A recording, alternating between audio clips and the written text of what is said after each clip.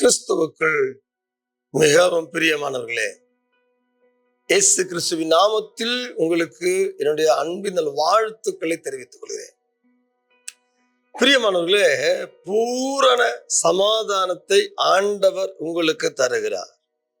வேதம் சொல்லுகிறது ஏசாயா 26:3 உறுதியாய் பற்றி கொண்ட மனதை உடையவன் உம்மையே நம்பி இருக்கிறபடியால் நீர் அவனை பூரண சமாதானத்துடன் காத்துக் கொள்ளு. உண்மையே நம்பி இருக்கிறபடியால் பூரண சமாதானத்துடன் காத்துக் கொள்ளுகை.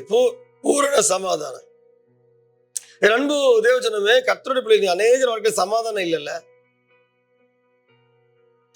ஒரு பீஸ்ஃபுல் மைண்ட் இல்லைல்ல, ஒரு பதஷத்தோடே காணப்படுறீங்கல்ல, ஒரு பதட்டமாவே இருக்கிறீங்கல்ல, ஒரு பக்கம் வேலை பளு, எல்லா பக்கம் வேலை பளு, எல்லா பக்கம் வேலை பளு, ஏறி ஏறி இதை செய்யணும், அதை செய்யணும், அதை செய்யணும், இதை பண்ணுவேன், அதை பண்ணுவேன், இது செய்யணும், இதுக்கு இந்த ஸ்டெப்பு கரெக்டா, அது செஞ்சு முடிக்கணும், அதுக்கு அந்த ஸ்டெப்பு கரெக்டா என்று ஒவ்வொரு ஆங்கிள் யோசித்து ஸோ ஒரு ப்ரெஷராகவே, ஒரு ரெஸ்ட்லெஸ்ஸாகவே, ஒரு பக்கம் சேம் ரெஸ்பான்சிபிலிட்டி தான், ஆனால் மறுபக்கம் அதை நீங்கள் அனலைஸ் பண்ணி பார்க்க வேண்டிய கட்டத்தை நீங்கள் இருக்கிறீங்க. தேவஜனமே, கர்த்தரால் உங்களுக்கு கொடுக்கப்பட்ட பணியோ பொறுப்புகளோ அது உங்களுக்கு வருத்தத்தை உண்டாக்காது. அது கேஷுவலா செய்வீங்க.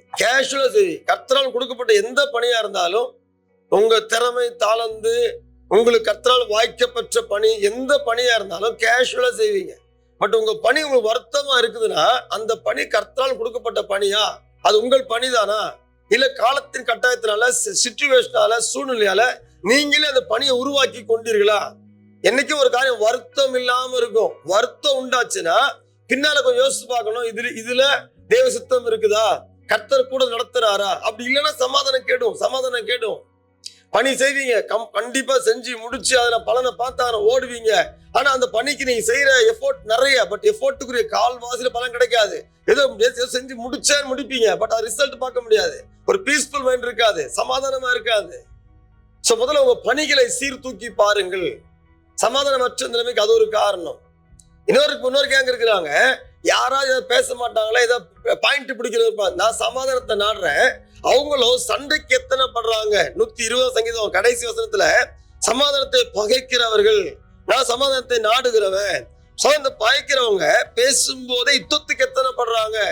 சோ வீட்டுல குடும்பத்துல சமாதானமற்ற நிலைமை, உங்க பணியில சமாதான நிலை மாத்திரமல்ல, உங்களுடைய ரெஸ்பான்சிபிலிட்டி சமாதானமற்ற நிலை அது மாத்திரமல்ல, உங்க வீட்டுல உங்க உறவுகளுக்குள்ள குடும்பங்களுக்குள்ள சமாதானமற்ற நிலைமை. தேவஜனமே, நீங்க ஆண்டவர் பார்த்து கேளுங்க, பூரண சமாதானத்தை காத்துக்கொள்வேன்னு சொன்னீங்களே. பிலிப்பியர் 4:6 வாசிக்கிறோம், எல்லா புத்திக்கும் மேலான தேவ சமாதானம் உங்கள் இருதயங்களையும் உங்கள் சிந்தைகளையும் காத்துக்கொள்வதாக. எல்லா புத்திக்கும், எல்லா காரணத்தை மிஞ்சின தேவ சமாதானம். சிம்பிளா சொல்லி முடிக்கிற, சமாதானம் இல்லாம ஒரு காரியத்தையும் செய்யாதீங்க. சமாதானம் இல்லாம ஒரு காரியம் செய்ய இறங்காதீங்க. பீஸ்ஃபுல் மைண்ட் வரும், சமாதானம் இருக்கும், இறங்கி செய்யுங்க. கர்த்தர் கூட இருப்பார். ஈஸியா செய்வீங்க, ஈஸியா நிறைவேற்றி முடிக்க முடியும். சமாதானத்தை காத்துக்கொள்ளும். சோமல்லமா, பரிசுத்த பிதாவே நன்றியோடு துதிக்கிறோம். தேவ சமாதானத்தை தாங்கப்பா. எல்லா புத்திக்கும் மேலான தேவ சமாதானத்தை தாங்கப்பா. சமாதானத்துல நிரப்புங்கப்பா. சமாதான குலைச்சல் எடுத்து போடுங்கப்பா. நம்முடைய பிள்ளைங்க பீஸ்ஃபுல்லா இயங்கத்தக்கதாக, ஒவ்வொரு சமாதானம் இருக்க, ஒவ்வொரு காரியத்திலும் சமாதானம் இருக்கத்தக்கதாக தகப்பனே தேவ சமாதானத்தை கட்டிட வேண்டும் ஜெபிக்கிறேன். அவர் செப்பதான் கிருபைக்காய் ஸ்தோத்திரம். இயேசு ரத்தம் ஜெயம். இயேசுவின் நாமத்தில் ஜெபிக்கிறோம் அன்பின் நல்ல பிதாவே. ஆமென். God bless you. Praise the Lord.